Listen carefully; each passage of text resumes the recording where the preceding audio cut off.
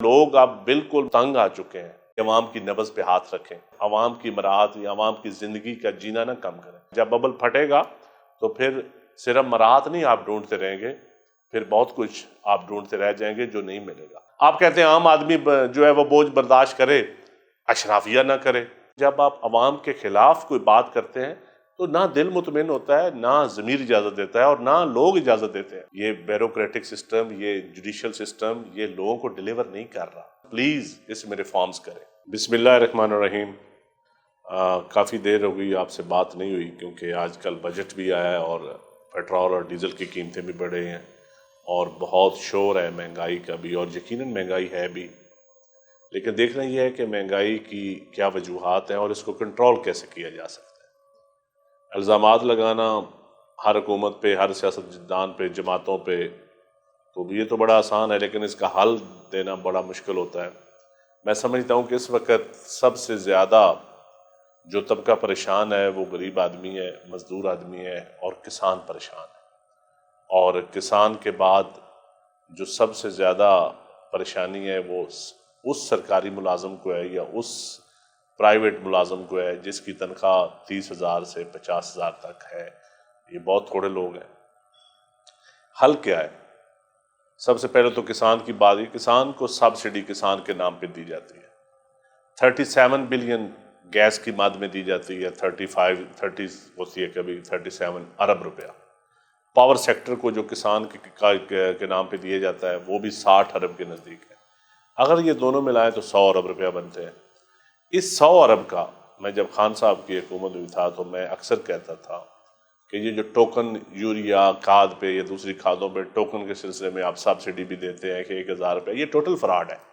کوئی فرٹیلائزر، خواہ فوجی فرٹیلائزر ہو، اینگرو ہو، فاطمہ فرٹیلائزر ہو، بہت ساری ملیں، اللہ تعالیٰ ان کو اور سرمایہ دے اور فیکٹری میں لگنی چاہیے، لیکن یہ کسان کا خون تو نہ چوسیں جو گورنمنٹ سے لیتے ہیں سبسڈی کے نام پر۔ کسان کو اس کا آڈٹ ہونا چاہیے۔ اس کا اس کے اوپر کمیٹی بنائی جائے، جو کبھی بھی نہیں بنی، کسی دور حکومت میں بھی ان کا آڈٹ نہیں ہوا کہ یہ جو سبسڈی لیتے ہیں اس کا امپیکٹ پبلک کے اوپر کیا پڑتا ہے، کسان کو کیا اس مد میں سستی کھاد ملتی ہے۔ دوسرا، ٹریکٹر اتنا مہنگا کر دیا گیا ہے۔ اب ٹریکٹر کے پرزہ جات یہ دیکھنا ہے کہ ان کے ایگریمنٹ کتنا ہوا تھا۔ انہوں نے اس ملک میں ٹریکٹر تیار کرنے تھے، فورڈ ہو، الغازی ہو، ملت ہو، جو بھی میسی والے ہوں، سارے باہر کے ممالک سے تیار ہو کے آتے ہیں۔ سیکنڈ ہینڈ ٹریکٹر بھی آنے چاہیے، پرزہ جات سکریپ کی مد میں بھی آتے ہیں۔ اس پہ دیکھنا ہے کہ اگر ہم پرانے ٹریکٹروں کی اجازت دے دیں، اگر ہم ایسا، اب جو ٹریکٹر 4 لاکھ میں ملتا تھا اب 10 لاکھ 15 لاکھ میں ہو گیا، جو 15 لاکھ میں ملتا تھا وہ 30 لاکھ کا ہو گیا۔ تو پیپلز پارٹی کے دور میں 2.5 لاکھ کا کسان کو ٹریکٹر ملا تھا، اب آج بھی لوگ یاد کرتے ہیں۔ تو میں سمجھتا ہوں کہ اس وقت کسان کو آپ یا اس کی مشینری سستی کر کے دے سکتے ہیں۔ لوہا اتنا مہنگا ہو گیا، لوہے کی وجہ سے ہل بنوانی ہو، ہر چیز مہنگی ہوگی۔ جب کسان کی انپٹس مہنگی ہوگی تو یقیناً اس کی پھر فصلیں بھی مہنگی ہونی چاہیے۔ جب فصلیں مہنگی ہوتی ہیں تو پھر عام آدمی پہ بھی اثر پڑتا ہے۔ گندم 3,000 پہ بھی، اب ہم 2,200 روپے نہیں دینے کے لیے تیار تھے، 1,600-1,700 روپے، آج مارکیٹ میں 2,600 روپے مل رہی ہے۔ کسان کی تو بک گئی 1,600-1,700 2,000 میں، لیکن اب 2,600 روپے میں ہے۔ لیکن دیکھنا یہ ہے کہ آپ سبسڈی کس کو دے رہے ہیں۔ سب سے بڑی میں سمجھتا ہوں کہ اس وقت آپ ٹیکس لگائیں، پیٹرول مہنگا کریں، ڈیزل مہنگا کریں، بجلی مہنگی کریں، لیکن کیا آپ جو امیر طبقہ ہے، اشرافیہ ہے، خواہ بزنس مین ہے، خواہ بیوروکریٹ ہے، خواہ سیاستدان ہے، خواہ جرنل ہے، ججز ہیں، کیا یہ ان کی مراعات کم ہوئی ہیں؟ ان کے ایسٹ ڈکلیئر کیوں نہیں ہوتے؟ ان کے ایسٹ ڈکلیئر ہونے چاہیے۔ میں تو کہتا ہوں رجسٹری محرر سے لے کر، تھانے کے محرر سے لے کر ٹاپ 22 گریڈ تک، خواہ کوئی سیولین ہو، خواہ کوئی ملٹری کا ہو، خواہ جرنلز ہو، ان کے اپنے اور ان کے رشتہ داروں کے ایسٹ ڈکلیئر ہونے چاہیے۔ عوام کو پتہ چلے کہ کون کیا مراعات لے رہا ہے ہمارے ٹیکس کے پیسوں سے۔ اب پتہ لگانا یہ ضروری ہے، یہ بہت ضروری چیزیں سیاستدانوں کے ڈکلیئر ہونے چاہیے۔ جب ایسٹ ڈکلیئر ہوں گے تو یقین جانیے بہت سارے چیزیں کنٹرول ہو جائیں گی، پتہ چلے گا کہ مراعات کیا ہیں۔ آپ کہتے ہیں عام آدمی جو ہے وہ بوجھ برداشت کرے، اشرافیہ نہ کرے۔ عام آدمی جی پیٹرول کی مد میں بھی کرے، عام آدمی کھاد مہنگی ہونے کی صورت میں کرے، بجلی مہنگی صورت میں، امیر آدمی نہ کرے۔ تو یہ اس طرح پھر لوگوں کے اندر بددلی پھیلتی جا رہی ہے، اور پھر لوگ اس سسٹم کے خلاف، پھر اپوزیشن کی جماعتیں، وہ یہ کوئی نہیں دیکھا گا کہ انہوں نے خود کیا کیا پچھلے سالوں میں، لیکن عوام پھر سڑکوں پہ آنے بھی مجبور ہوں گے، عوام روئیں گے، پیٹیں گے، اور یقین جانیے ہم حکومت کا حصہ ہوں یا نہ ہوں، حکومت میں ہوں یا حکومت سے باہر ہوں، لیکن جب آپ عوام کے خلاف کوئی بات کرتے ہیں تو نہ دل مطمئن ہوتا ہے، نہ ضمیر اجازت دیتا ہے، اور نہ لوگ اجازت دیتے ہیں۔ تو میرے خیال میں صرف بولنے کی حد تک یا مذمت کرنے کی حد تک، میں اپنے جو معیشت دان ہیں، جو ہمارے اس وقت اسمبلیوں میں جو ہمارا بیوروکریٹک سسٹم تو کلیپس کر گیا ہے۔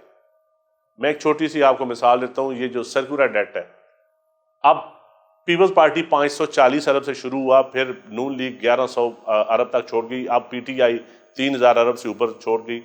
ٹیرف کے لاسز، لائن لاسز، یہ کس نے ٹھیک کرنے ہیں؟ یہ بیوروکریسی نے ٹھیک کرنے ہیں، واپڈا کے ملازمین نے ٹھیک کرنی ہے۔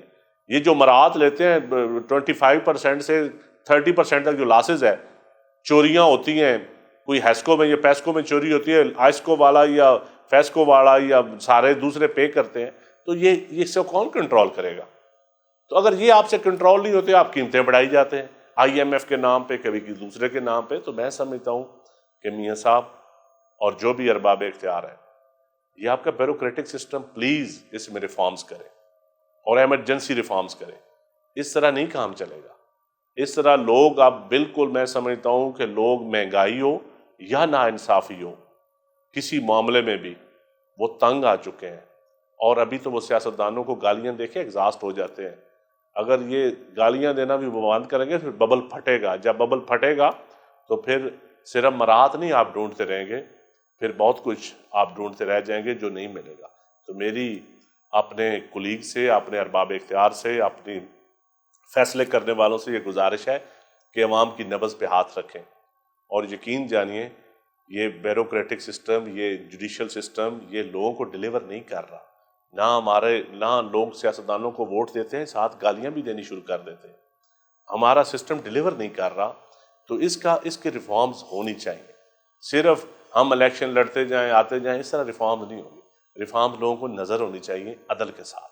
تو عدل کا تقاضا یہی ہے کہ عام آدمی پہ بوجھ تو پڑے، لیکن مراحت یافتہ طبقہ بھی، کوئی آسٹیرٹی، کوئی ڈبل پلاٹ لینے والے، کوئی زمینیں لینے والے، کوئی بڑے زمینیں الاٹ کرانے والے، بڑے گاڑیوں میں سفر کرنے والے، مرسڈیز میں، ہر چیزوں میں، بلٹ پروف گاڑیوں میں سفر کرنے والے، کچھ وہ بھی مراحت اپنی کم کریں۔